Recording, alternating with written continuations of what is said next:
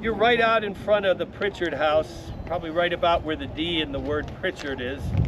And you see Mulligan's battle line extends out beyond there. This is the 10th West Virginia Infantry from Colonel Thomas Harris's brigade. The other regiment in that brigade is the 23rd Illinois. Mulligan is up on the high ground, the white building behind the house there. That's the visitor center building. There was nothing there at the time of the war.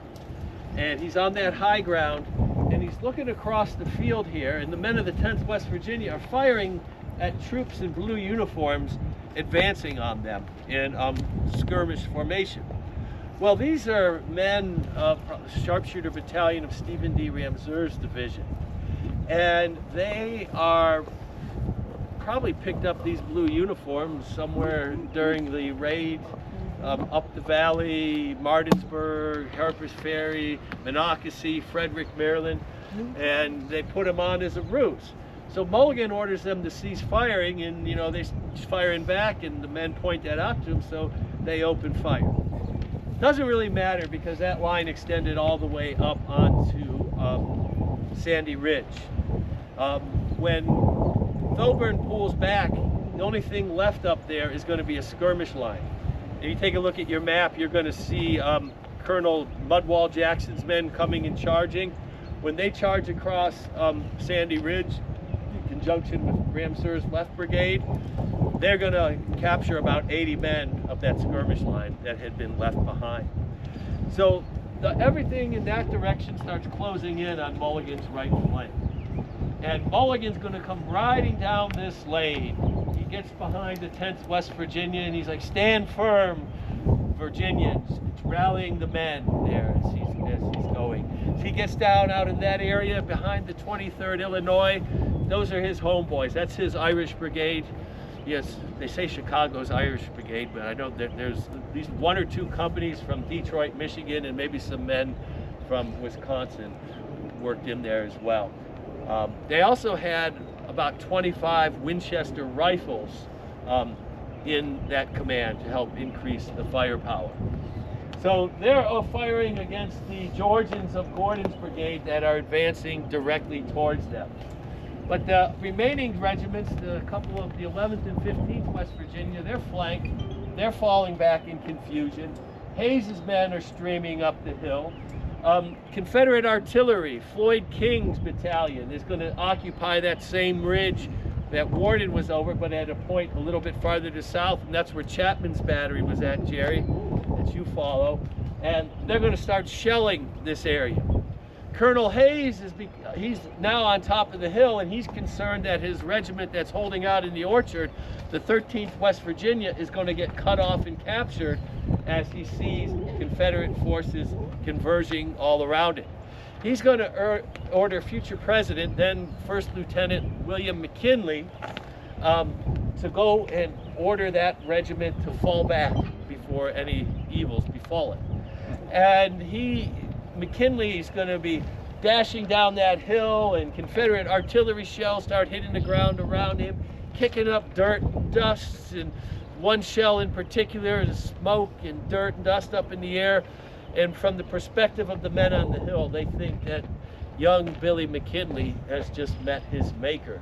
When out from the eastern side of the dust cloud there, he emerged on his bobtailed nag and continues on his mission to retrieve the 13th West Virginia. But the colonel of the 13th West Virginia says, "One more volley before we go." And they're going to turn and they're going to fight a fighting retreat all the way up the Shenandoah Valley, forming the nucleus for Hayes to rally the rest of his brigade on. Now, at the same time, Duffier is going to perform a great service. As Worden's division is coming straight at us, his line's parallel with the Valley Pike, and if Duffier doesn't, he charges right into the northern flank of Worden's brigade. That Forsberg's brigade, which is on that right flank, he's going to have to take 2 of his regiments, change front to face north, and drive back the Union cavalry.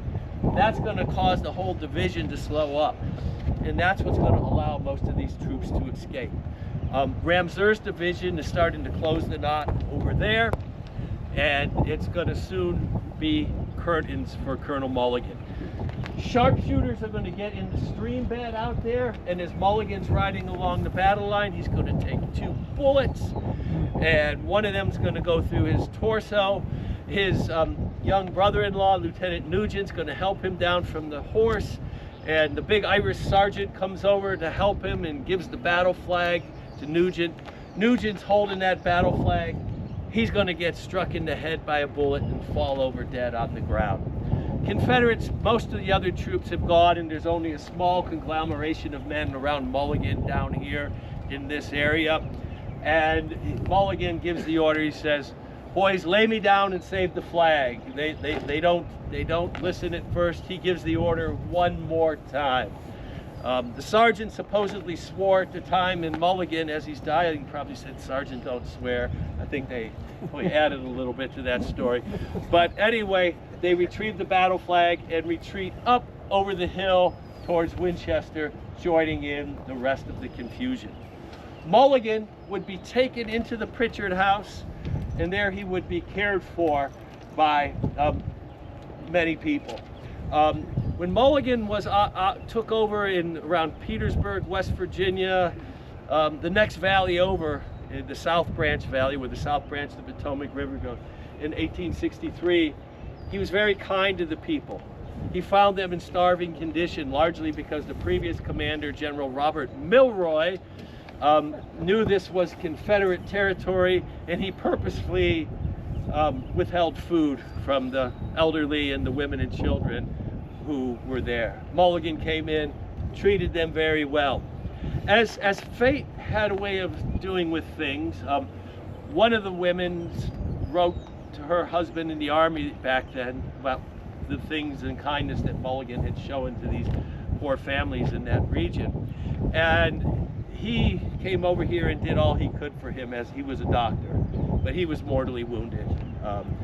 He was up, as I said, Mulligan was a devout Catholic. The Louisiana Brigade was with Gordon's division. Father Sheeran, some of you may have read his memoirs in journal type fashion. They're published. He came here and he gave last rites in communion to Colonel Mulligan right there in the Pritchard house. He would die within 24 to 48 hours of being struck. His brother-in-law would be left here buried. His wife, her grief was doubled.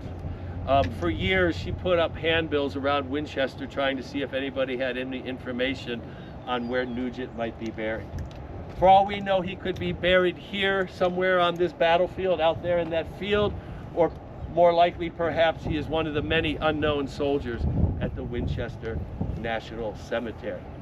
So, wrap up the battle here. As I said it before, this was Jubal Early the Whale outfoxing George Crook, who thought he was going to pull a fast one on John Gordon in Barden's Woods.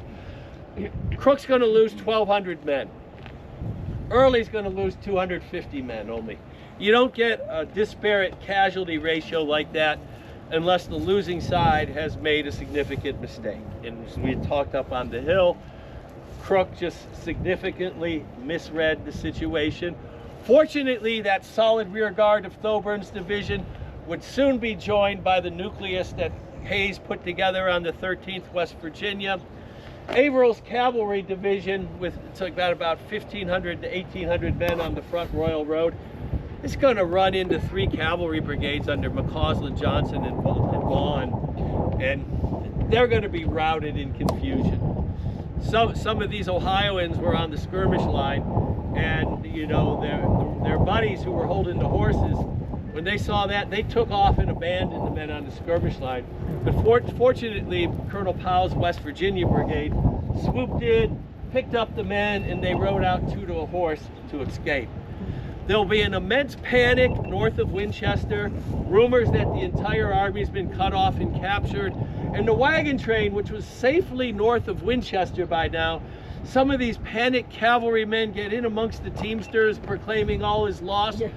And there will be as many as 100 to 200 wagons where the teamsters cut loose, set the wagons on fire, and left them behind. At one point in the retreat, some of the Union soldiers, here comes a Union artillery piece that the riders had abandoned, and it was just being pulled wildly up the pike. until it crashed into the walls. About an hour later, after all had calmed down and Rutherford B. Hayes' brigade and Colonel Powell's brigade passed, they pulled that piece of artillery off by hand. There had not been a Confederate within a mile of that wagon train, and they were well behind the established rear guard. As one Union soldier put it, he said, it was nothing in compared to the Bull Run panic of 1861. Or he said, the Bull Run panic was nothing compared to the chaos and defeat that was out there. Probably one of the Massachusetts men who was the source of that. So what we're going to do now is let's head back over to the visitor center so we can make sure we get back to Winchester in time. We have a lot of Scott's books in there, so go to the visitor center. Go buy them and I'll sign them. You got all weekend to